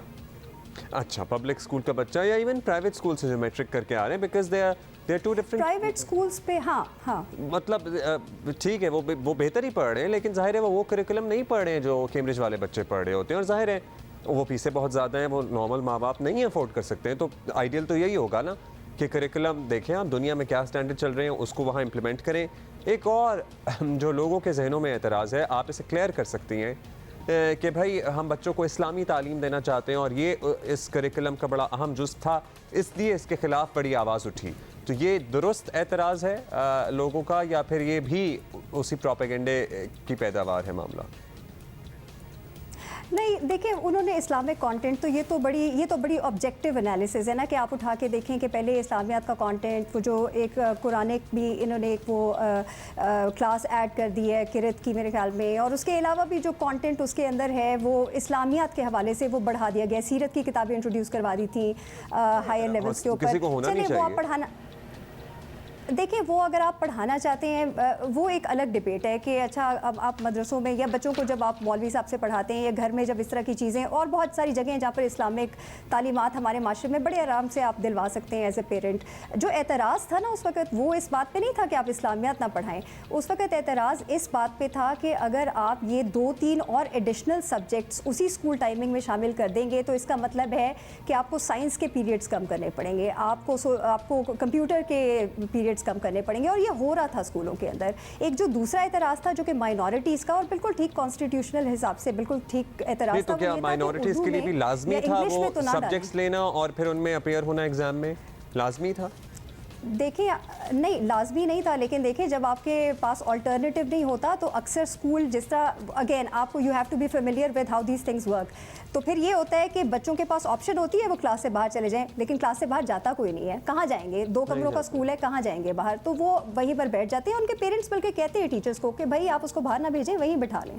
अच्छा, एक ये बात। दूसरा, जब शुरू में उन्होंने कहा था कि जी हमने तो ऑल्टरनेटिव ऑफर किया है, हमने तो ये 7-8 रिलीजन्स की किताबें बना दी हैं, तो वो किताबें मार्केट में नहीं आई थी, वो किताबें कभी बनी ही नहीं थी, क्योंकि उसके, और वो खैर मैं उस टेक्निकल डिटेल्स में नहीं जाती। वो किताबें मैंने अभी भी मार्केट में ऐसे नहीं देखी हैं, शायद अब आ गई हों या आने वाली हों, लेकिन बहरहाल कह रहे हैं कि अब 7-8 इस तरह के हमने माइनॉरिटीज़ के लिए भी सब्जेक्ट्स ऑल्टरनेटिव इंट्रोड्यूस करवाए हैं। वो कौन पढ़ाएगा? वो मुसलमान टीचर पढ़ाएगा या हिंदू टीचर पढ़ाएगा? ऑब्वियसली वो हमें नहीं पता, वो इम्प्लीमेंटेशन के इश्यूज़ हैं। लेकिन बहरहाल मैं आपसे ये जानना चाहूँगा, क्योंकि अभी मुझे ट्विटर पर भी लिटरली बेतहाशा सवालात आ रहे हैं, and I can not really, ये आफ्टर लॉन्ग टाइम इतना ज़्यादा लोग इंटरेस्ट ले रहे हैं इसमें। वो कह रहे हैं कि जी अगर कोई इस तरह की क्लासेस, कुरानिक क्लासेस वगैरह ऐड की भी गई हैं तो उसको बैलेंस किया जा सकता है, ताकि ये जो कारी साहब वाला कल्चर है इससे भी ज़रा बच्चे बाहर निकलें और अपने स्कूल में ही कुरान पाक की तालीम हासिल करें। इसमें तो कोई मुज़ायका होना नहीं चाहिए। इसमें अब्दुल्ला, देखिए मैं आपको एक छोटी सी एग्जांपल देती हूँ, और वो ये है, और मैं उस ज़माने में मिनिस्ट्री के अंदर टेक्निकल एडवाइज़र थी जब मैंने ये नोट सा देखा था। सो जब ये 8वीं तक के करिकुलम या 5वीं तक का इवन करिकुलम इंट्रोड्यूस हो चुका था, तो उसमें किसी एक, मैं वो सेक्ट का नाम नहीं लेती, लेकिन 2-3 मुख्तलिफ सेक्ट से, और मेरे ख्याल में जमात इस्लामी से भी, बल्कि इनफैक्ट एक बड़ा डिटेल्ड किस्म का नोट आया था जिसमें उन्होंने एनालिसिस किया था ये आपकी किताबों का। तो वो मैं अगर आपके साथ शेयर करूँ किसी वक्त, वो 7-8 पेजेस हैं मेरे पास पड़े हुए, तो उसके अंदर आप जब एतराज़ात देखना शुरू करेंगे कि सेक्ट्स के आपस में क्या एतराज़ हैं, कि उस आपने जो कैलिफ का चैप्टर है वो 4 पेजेस का था, और लेकिन आपने नहीं, और उसके अलावा भी मैं इस फ़िक़्ह की मानता हूँ हदीस को, या हदीस को मानता हूँ, इस हदीस को नहीं मानता। फर्दर ऑन दिस टॉपिक, हाँ, let's not, but I am just trying to tell you कि ये चीज़ें फिर कॉम्प्लिकेट हो जाती हैं। 5वीं तक शायद आपको इतना इशू नहीं होगा, बच्चे छोटे होते हैं, आसान होता है। आगे आपको फिर ज़ाहिर है ये इशूज़ हो जाएंगे, फिर कैसे डील करेंगे आप इनसे? चलिए लेट्स सी किस तरह डील होता है। अभी तो ये साइन ऑफ हो गया। ये कब से वैसे इम्प्लीमेंट होगा? एक हमारे पास 30 सेकेंड्स ही हैं, इसमें जवाब दे दीजिएगा। जो 9वीं से 12वीं तक का आपका करिकुलम है वो मुझे ये बताया गया है कि इस साल तो इम्प्लीमेंट नहीं कर रहे, क्योंकि अगेन वो कह रहे हैं हमारे पास इसके कोई, ना हमने ट्रेनिंग की है, ना कोई असेसमेंट्स हमने ठीक की है, ना कोई इम्प्लीमेंटेशन स्ट्रैटेजी है।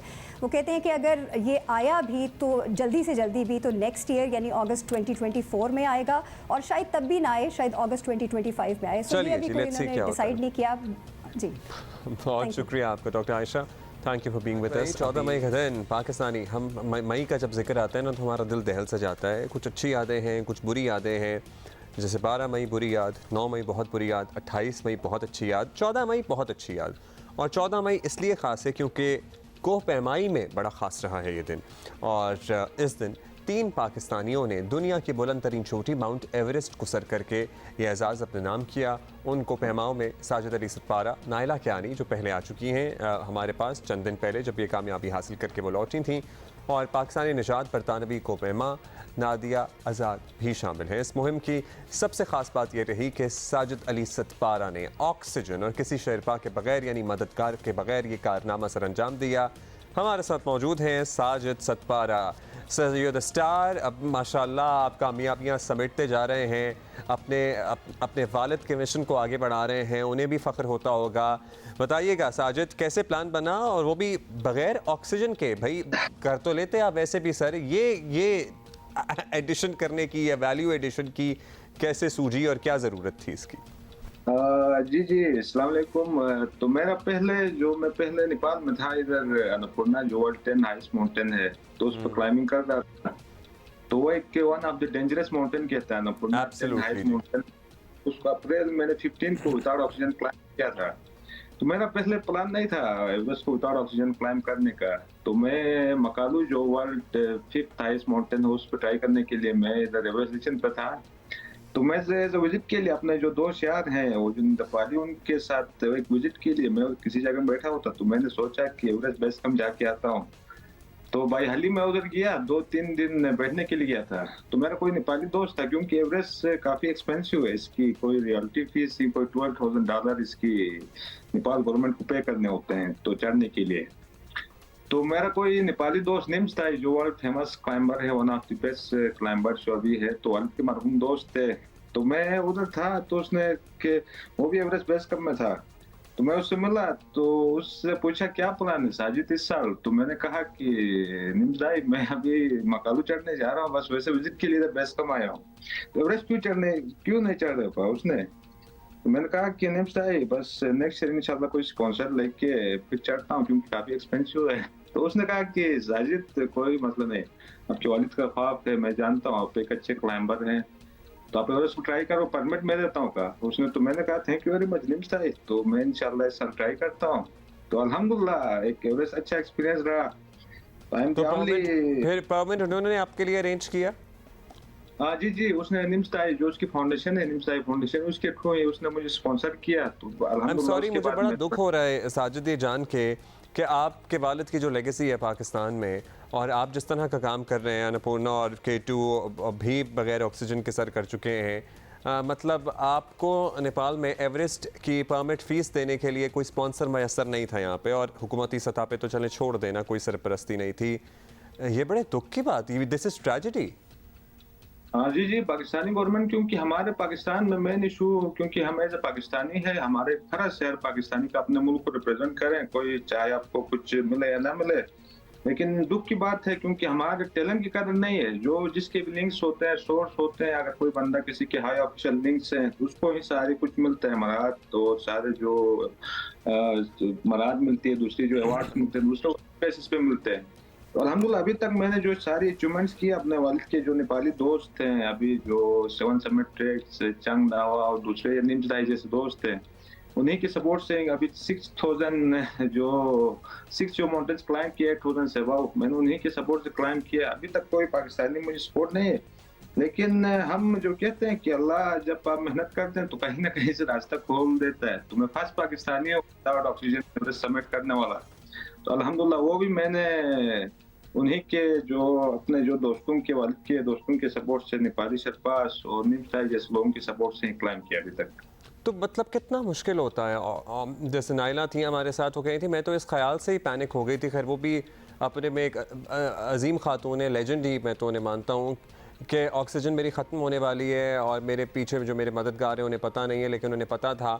आपने तो मतलब ऑक्सीजन टॉप तक विदाउट एब्सोल्युटली नो ऑक्सीजन, कोई सपोर्ट नहीं होती, या बैकअप में रखी हुई होती है एटलीस्ट? नहीं बैकअप, क्योंकि जो रियल प्रोफेशनल जो एक अल्पिनिज्म और क्लाइंबिंग उसी को कहते हैं कि आप विदाउट एनी ऑक्सीजन, सेफ्टी के लिए भी मैंने कैरी नहीं किया मास रेगुलेटर ऑक्सीजन, क्योंकि मेन चीज जो हाई एल्टीट्यूड में होता है ऑक्सीजन होता है, उसी की वजह से हाई एल्टीट्यूड कहते हैं। हाई एल्टीट्यूड में ऑक्सीजन की कमी होती है। अगर आप ऑक्सीजन ही यूज करते हैं तो आप जैसे इस्लामाबाद में या खटमंडू सिटी में उस लेवल पर हो जाते हैं, तो उसमें कोई मुश्किलात ही नहीं होती, आपको फ्रोज बाइट नहीं होती है, आपको प्रॉपर ऑक्सीजन मिलती, तो आपकी पूरी जो बॉडी फंक्शन सही करती है।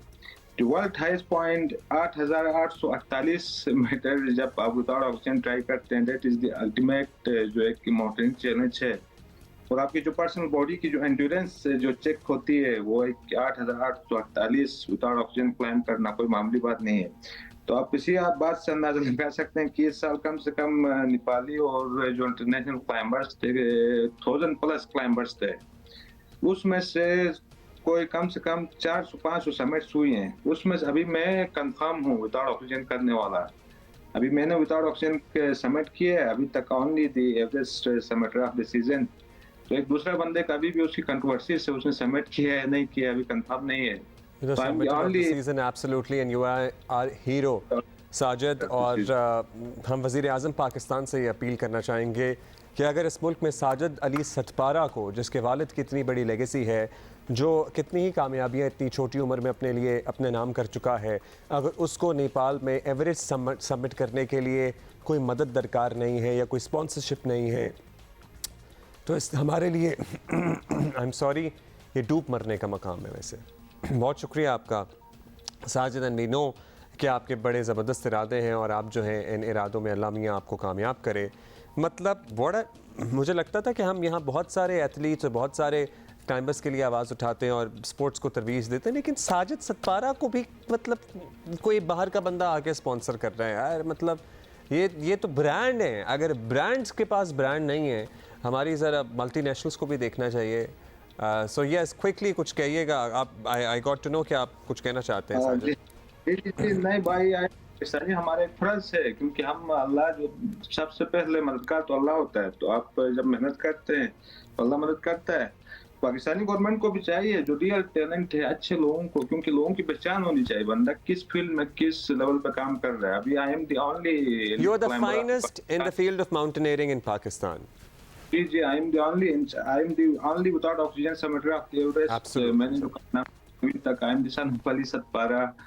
तो लेकिन कुछ ऐसी बातें हैं भाई ना, क्योंकि जब वालिद का एक्सीडेंट हुआ, गवर्नमेंट ने मुझे कोई जॉब दी थी एज ऑनररी, तो भी एक अपर डिविजनल क्लर्क की जॉब दी, और उसके बाद मुझे कह रहे थे कि आप जॉब पे भी, आपको ड्यूटी ऑफिस पे भी आ जाएं। भाई आई am the one of the best climber of the now recent time, तो अब मुझे कहते हैं जॉब भी दे दें, क्योंकि हमें माउंटेनियरिंग के लिए हमें जाने जाते हैं, तो इस तरह की वो भी हैं, काफ़ी अच्छात हैं मुल्क में। तो इंशाल्लाह उम्मीद है कि मुस्तकबिल में इंशाल्लाह सब बेहतरी होगी और हम आपके लिए हमेशा अवेलेबल रहेंगे और हम आपके ये इशूज़ हुकाम तक पहुँचाते रहेंगे। बहुत शुक्रिया आपका साजिद, बहुत शुक्रिया। पीपल्स पार्टी आपको पता ही है सिंध में बरसर इक़्तिदार है और फ़िलहाल इन्हें सच कोई ख़तरा भी नहीं लाहक है अपनी आने वाले सालों में भी बरसर इक़्तिदार रहने में, मगर बड़े बड़े मनसूबों की तकमील के लिए पीपल्स पार्टी पर्टिकुलरली एक मनसूबे की हम बात करेंगे, अभी भी दूसरों की तरफ देख रही है। वज़ीर आज़म शहबाज शरीफ ने 26 मई को कराची में पानी के मनसूबे K4 का इफ्तिताह किया, जिसका इफ्तिताह इससे पहले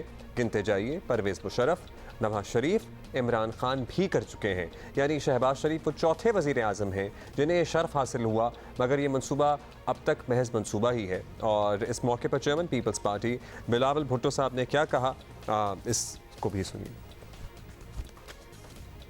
कराची को शहबाज स्पीड की ज़रूरत है वज़ीर आज़म साहब। इस एक शहर को उस तरीके से हम तवज्जो दे तो हम IMF को भूल सकते हैं, अपने तमाम मसले को भूल सकते हैं। हर शहरी का एक ही मुतालबा है कि हमें पानी दो। मैं इस मुल्क का वज़ीर ख़ारजा हूँ वज़ीर आज़म साहब, मैं टैंकर से पानी लेता हूँ, ख़रीदता हूँ। हमें पानी का हक दिलवाना पड़ेगा। कराची में पानी का मसला बड़ा कॉम्प्लिकेटेड है, इसमें सर्टनली बहुत सारे सियासी फैक्टर्स भी हैं और नॉन सियासी फैक्टर्स भी इन्वॉल्व हैं। खैर, ये मसला हल करना प्राइमरी हुकूमत की ही ज़िम्मेदारी है और सूबाई हुकूमत की इनिशियली, और फिर ऑब्वियसली वफाक की भी ज़िम्मेदारी है। सिंध के सूबाई वज़ीर बराए मेहनत सईद गनी साहब हमारे साथ मौजूद हैं। गनी साहब शुक्रिया, आपने वक्त दिया। गनी साहब, मतलब बड़ी ट्रेजेडी है ये कि K4 की तकरीब में आपके चेयरमैन साहब ये कहते हैं कि मैं भी टैंकर का पानी लेने पर मजबूर हूँ, ख़रीदने पर मजबूर हूँ। सूबे में मुसलसल 15 साल लगातार हुकूमत और फिर ये शिकायत।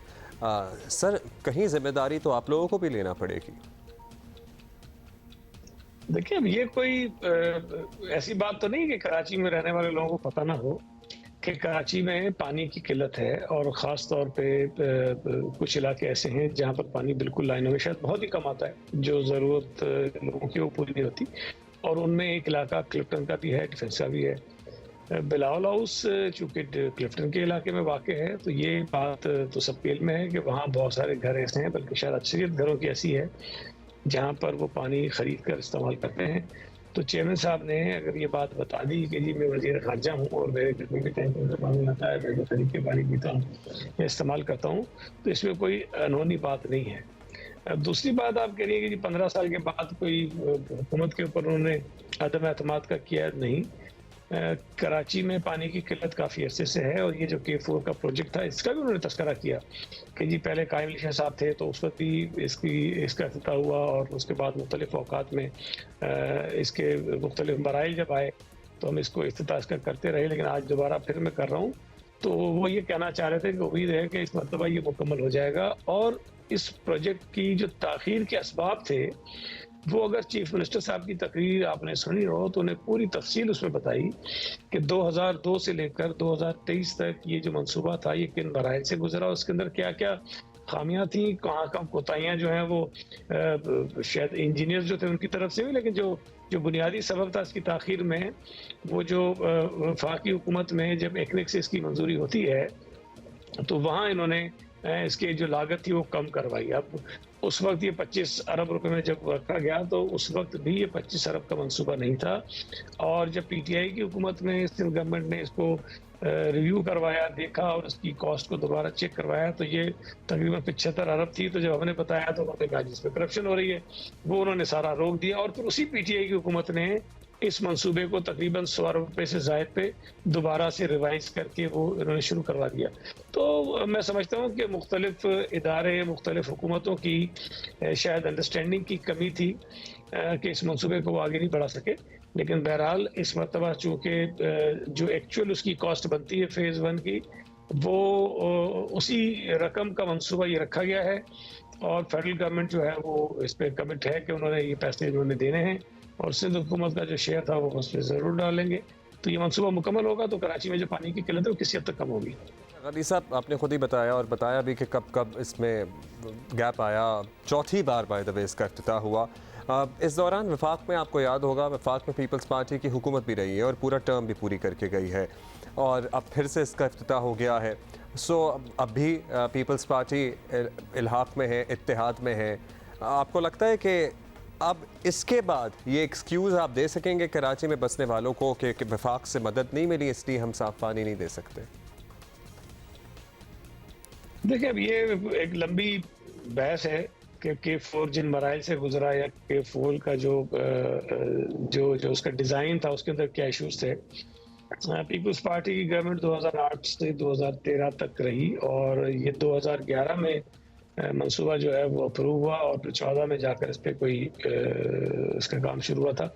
लेकिन मैं चूँकि ख़ुद भी लोकल गवर्नमेंट का मिनिस्टर रहा तो 1 साल के करीब, तो ज़ाहिर है कि बहुत ज़्यादा मैं इन्वॉल्व भी रहा मुख्तलिफ स्टेजेस पर। तो मेरा उस वक्त भी ख्याल था कि इस मंसूबे के अंदर कुछ ख़राबियाँ हैं और उसको हमने ठीक करना उसको ज़रूरी है। लेकिन जब ये मंसूबा शुरू हुआ तो उस वक्त बड़ी दिलचस्प बात यह है कि एक तो होता है कि जी पानी किंजर से आएगा कराची तक, उसका आपने सिस्टम तो बिछाना है, लेकिन दूसरा उसका मरहला था कि कराची जब पानी पहुंचेगा तो उसकी जो ऑगमेंटेशन है, जो उसकी डिस्ट्रीब्यूशन है शहर के अंदर, उसका कोई इसके अंदर हिस्सा शामिल नहीं था। फिर पानी लाने के लिए मुख्तलिफ पंपिंग स्टेशन तो मौजूद थे, लेकिन उन पंपिंग स्टेशन को बिजली कैसे फराम की जाएगी, वो बिजली कहाँ से आएगी, वो मंसूबा शामिल नहीं था। तो फिर ये सारी चीज़ें हमने उसको ठीक की और मेरा नहीं ख्याल है कि पीपल्स पार्टी इसकी वाहिद जिम्मेदार है और ये मंसूबा पीपल्स पार्टी की हुकूमत से पहले भी था। हमने तो इसको दुरुस्त करने की कोशिश की और जब दुरुस्त करने की कोशिश की तो हम पे इल्ज़ाम लगा कि जी इसके अंदर आपने करप्शन कर दी है, लूटमार कर दी है। फिर वो चीफ मिनिस्टर साहब ने बताया कि वो एक इमरान खान साहब ने कमीशन बनाया था कि पाकिस्तान ने जितने कर्जे लिए हैं दुनिया से या मुख्तलिफ इदारों से, वो पैसा कहाँ खर्च हुआ है उसकी तहकीकात कीजिए। वो कमीशन बना और उसने उस कमीशन ने इस मंसूबे को भी उसमें शामिल कर दिया। हालांकि इस मंसूबे के अंदर कहीं से कोई बैनुल-अक़वामी कर्जा शामिल नहीं था, लेकिन इस कमीशन की वजह से ये मंसूबा फिर ताख़ीर का शिकार हुआ। बहुत शुक्रिया आपका सईद गनी साहब, बड़ी तफसील से आपने इसका जवाब दिया है। हम इस पर और भी बात करना चाहते थे बट बात क्या करें, बात यह है कि कराची के शहरियों को साफ़ पानी मैसर आए और जल्द मैसर आए। बस अल्टीमेटली तो हमें एंड गोल चाहिए और जल्दी चाहिए। अभी that is it for today, we are going to see you tomorrow इंशाल्लाह। Have a great day.